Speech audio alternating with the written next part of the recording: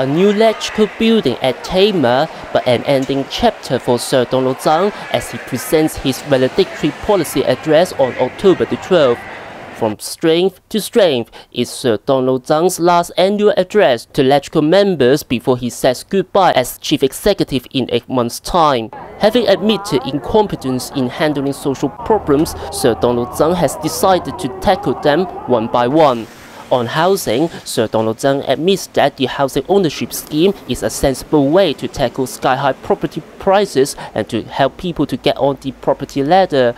Under the newly modified scheme, families earned less than $30,000 a month will be eligible to buy new HOS flats with estimated sale price between $1.5 to $2 million, and there will be more than 17,000 flats over the next 4 years from 2016. The 3-year waiting time for waiting public housing will remain unchanged as 75,000 public housing units are to be built in the next 5 years. The controversial My Home Purchase Plan will also be enhanced. To ensure those plans can be implemented, the government will be setting up a new land reserve by means of releasing industrial land, reclamation outside Victoria Harbour, etc.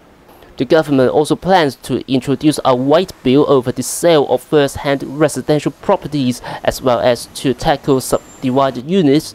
The industrial building revitalization scheme will also be extended by 3 years.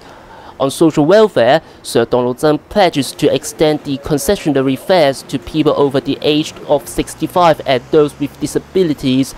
They can travel on general MTR lines, franchise bus services and ferries for $2 per trip. Sir Donald-TSANG also introduced a canton scheme.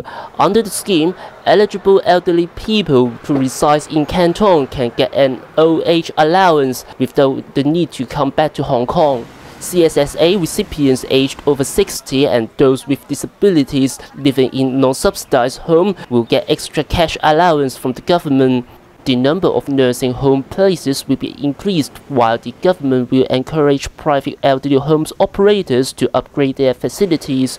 Support to demented elderly people will also be enhanced. Those living in public housing will get their rents waived for 2 months, and CSSA recipients will receive an extra month payout. Sir Donald also pledges to extend 3,000 temporary jobs for young people by 1 year, and additional places for preschool, day and residential rehabilitation services for people with disabilities. 2 sub-centers will also be set up to help ethnic minorities, and hospitals will also be upgraded. $200 million will be spent in increasing the number of medical professionals. On economy and employment, Sir Donald pledges to inject $5 billion to support academic research of higher education institutions and earmarked $1 billion to help Hong Kong businessmen to do business in China.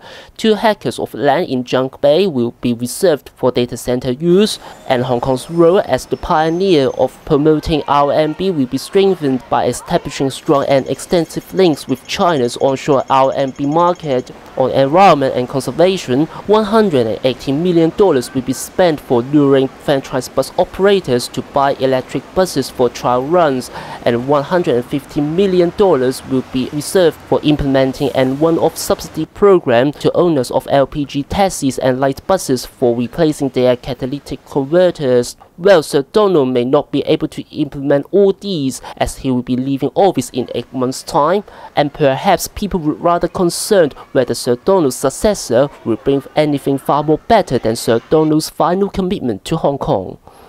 Eric Low, INT.